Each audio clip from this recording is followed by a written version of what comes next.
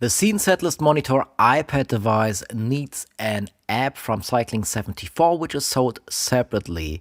Once you got this downloaded and installed, make sure your iPad and your computer is on the same Wi-Fi network. It is possible to do a connection via USB as well, but this is for Mac only currently. If you are a Windows user, you will need to install Bonjour so that your computer is able to communicate with your iPad. You will find the link for this in the manual.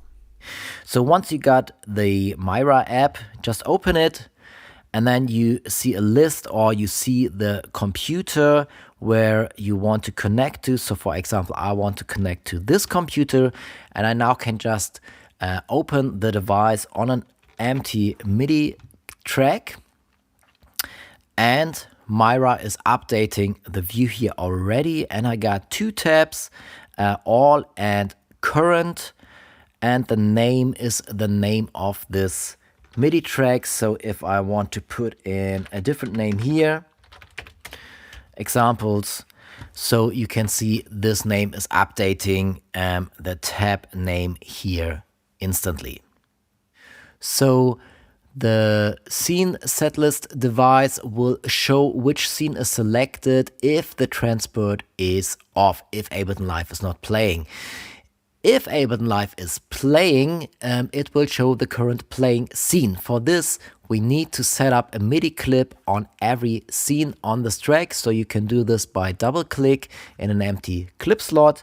And then if you would like to, you could just duplicate those clips. It's Command or Control D if the MIDI clip is selected. And now when I'm playing a scene, you can see the setlist monitor will change to the view of the currently playing scene. I'm able to set up a setlist in Ableton Live. I need to set up the starting scene songs if I have like every part of a song in a different scene.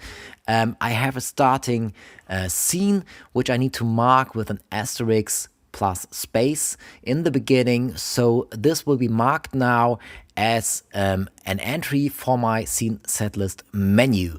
So if I'm tapping on my iPad on the first row here, on the first field, you can see all the different marked scenes are showing up in a menu, and I can select those on the iPad, and the selection will change in Ableton Live. I have a few more fields here in this view. I have the former field, which shows me the former name of the former scene.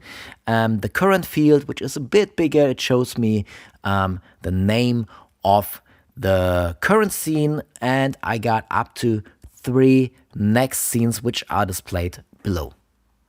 Every time when I change something in the setlist menu, let's say if I change a scene starting song name, or I change the order in Ableton Live, or if I add one more scene, or if I put one away, I need to refresh the whole Scene Setlist menu to make sure everything is updated. So I can do this on the iPad by pressing the R button, R for refresh, or I can do this in the main device sitting on the track in Ableton Live, just pressing refresh here, and then stuff gets updated in the setlist menu.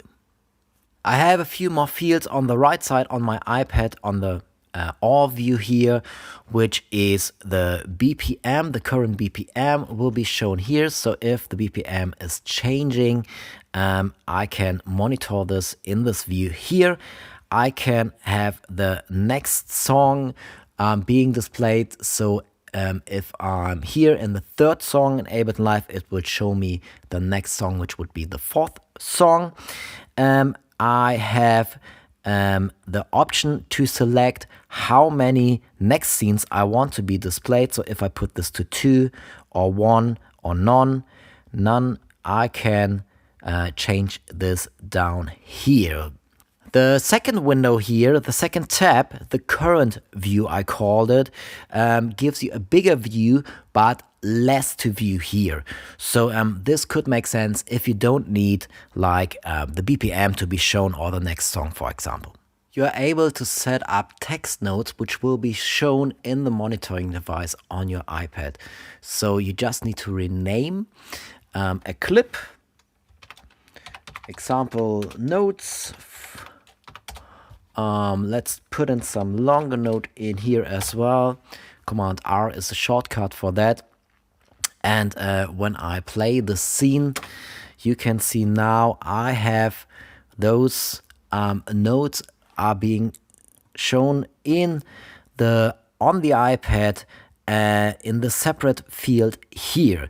I can change this to be shown in the former field. So where now outro is being shown, I can select show former note or former scene or clip note, and you can see this is changing here now, and the current clip notes are now being shown in the former field. So this is really important to know, because if I now switch to the current view, it changes here as well. So it won't show me the former scene name, it will show me the clip notes I put in. Another really great feature of the Scene Setlist Monitor devices is that you are able to see and to monitor how long a part will last and where you are at in this part. So you get a bar count and a bar line. Let's first have a look on the bar count. So let's set up a clip. Let's put it to 8 bars.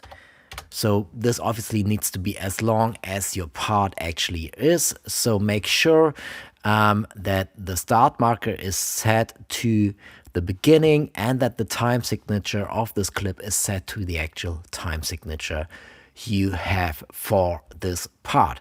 So when I'm now playing this clip, you can see on the iPad that the count here is counting down each bar. So you will see like how many bars are left in this part. Maybe if you have set up scene follow actions, you will then be notified, or you can monitor like, okay, 1 bar and then the next part is gonna play. You are able to have this bar count being displayed in a separate box or in the current field. So this is important to know again, because if you're in the bigger view here in the second tab you got on here, now the bar count is being shown on here as well, because I selected it to be shown in the same current field. Okay, so the second function here, you got to monitor how long this is playing, this part is being playing, is the bar line. So now you can actually you see a red sliding line sliding down to the end of this box. So visually this is really a nice thing to see if you're playing. Just quick look on your iPad. Okay, we are now at the half of this part. Maybe you changed the part just one rehearsal before or something. So this could be a great monitoring option for you to know when you're going to the next part.